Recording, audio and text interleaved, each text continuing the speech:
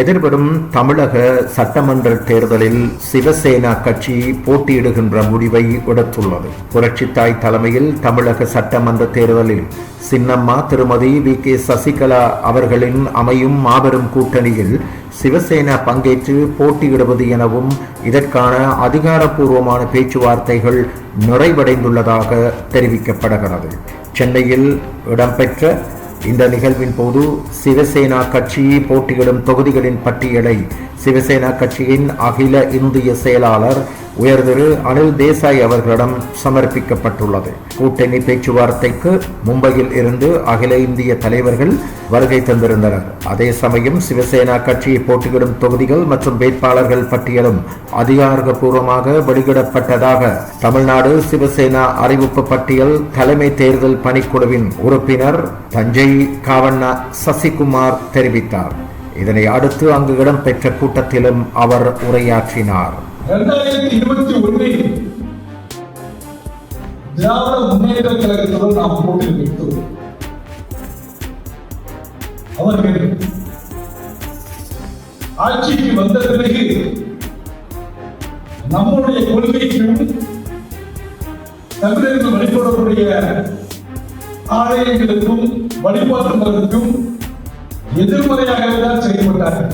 அதனால் இந்த 2026 தேர்தலை வீர மங்கையாக வீர தமிழ்ச்சியாக செயல்படும் மதிப்பிற்கும் மரியாதைக்குரிய சின்னம்மா அவர்களுடன் இணைந்து பணி செய்கிற நாம் இந்த தேர்தலை முடிவு செய்கிறோம். அவர்தான் ஒரு ஆளுமைமிக்க தலைவர். அவர் எப்பொழுது அரசியலுக்கு வருவார் என்று நாம் எதிர்பார்க்கிறோம். தமிழகத்தில் தமிழர்களையும் நம்மையும் பாதுகாப்பதற்கு ஒரு ஆளுமைமிக்க தலைவர்கள் ஜெயலலிதா அம்மையார் பிறகு யாருமே ஒரு மனவருத்தத்துடன் இருக்கும்.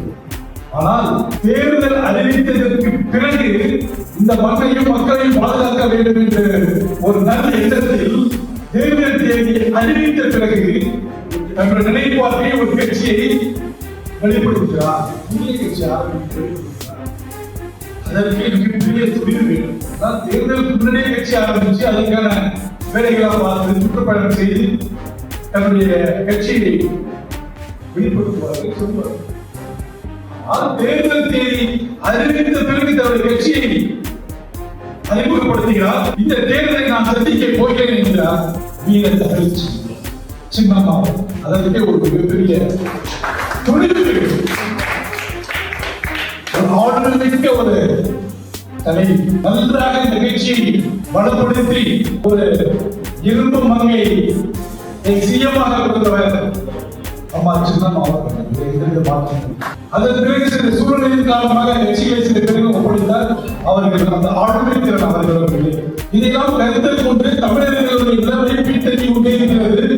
அவர்கள் கரம் இந்தியாவை வலுப்பெற வேண்டும் என்ற நல்ல எண்ணத்தில் இந்த தேர்தலை சந்திக்க போகிறார் சின்னம்மா அவர்கள் தான் தமிழக முழுக்க சிவசேனா தொண்டர்களும் மற்ற இந்த அமைப்பு தொண்டர்களும் தலைவர்களும் அவருக்கு உறுதுணையாக இருந்து தேர்தல் களத்தை சந்திக்கலாம் என்று இந்த கூட்டம் முடிவு செய்யும்.